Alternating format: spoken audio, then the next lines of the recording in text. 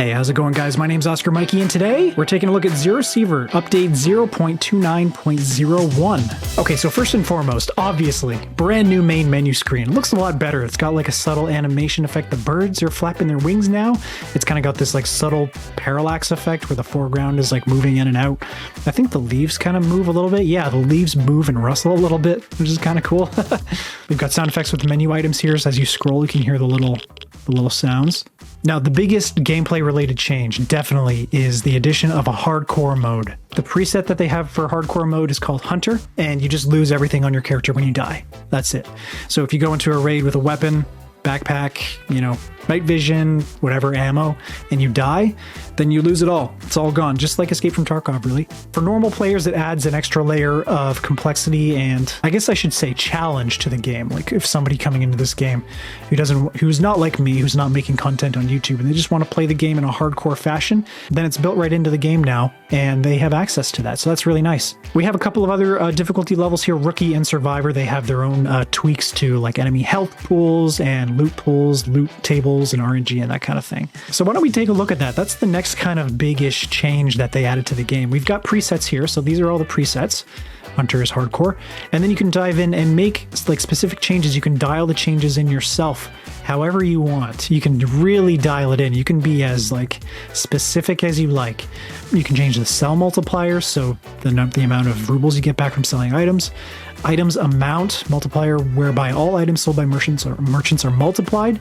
Price for weapons, armors, backpacks, ammo, and medications, like all kinds of stuff. Loot tables, item amounts, multiplication factor of the number of items contained in each container, minimum weapon durability, maximum weapon durability.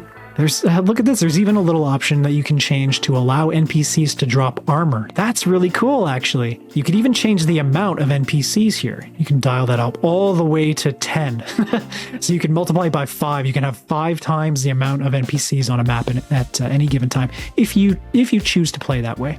You can change the progression stats as well. Character health, minimum transportable weight, hunger and thirst decay rate. So this changes how quickly your thirst and hunger obviously degrade and how often you'll have to eat and drink in the game.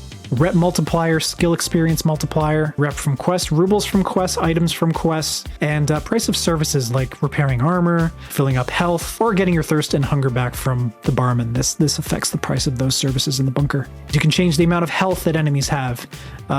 Damage dealt by humans, damage dealt by mutants, and also mutant health. And then you can go in and you can toggle some options for your hardcore modes. So these are all just basically what you lose from your inventory if you die. So you can choose to lose everything, in which case you would turn just all these on. And they have made the addition of a permadeath toggle if you want. So if you die, if you enable this, you start a save file and you start playing the game and you die with this on, then it just wipes the save. It just completely wipes the save and you're done.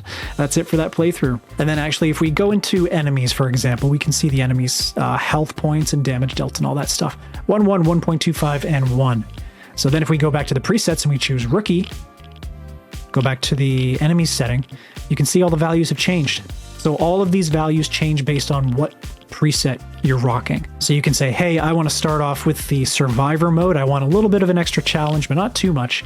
You can actually go in and tweak the settings for that playthrough if you want. You can have the survivor settings and then alter a couple of settings if you want something to be a little bit easier or a little bit more challenging if you like. Really, really cool. They basically added the developer's ability to go in and tweak things like enemy health and loot and all that stuff so that the players can go in and make the perfect gaming experience for themselves, which is a massive positive. A lot of developers don't do this.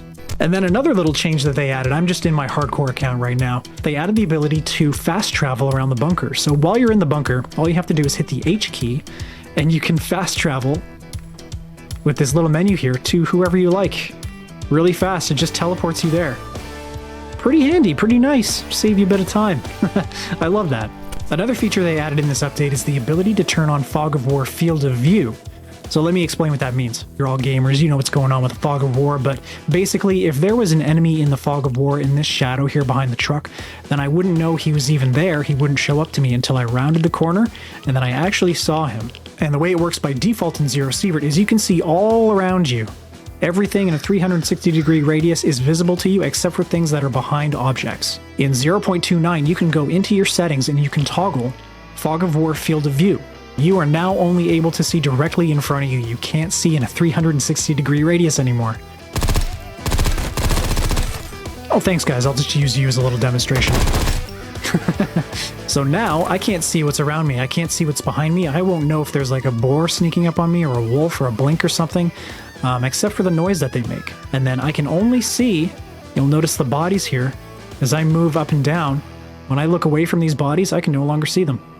The blood splatter is still there, but the bodies disappeared, just like they would if I were to go behind this big slab of concrete. See, now I can't see them. And when I round the corner, I still can't see them until I turn around and look right at them.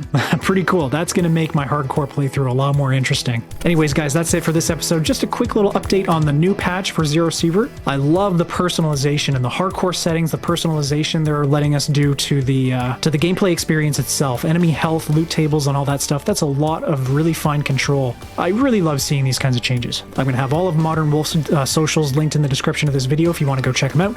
If you have Zero Sievert, make sure it's updated so you can experience all these glorious new features. Also keep an eye out for the new episode of my hardcore series coming out very soon. Thanks a lot for watching, guys, and I'll catch you in the next video.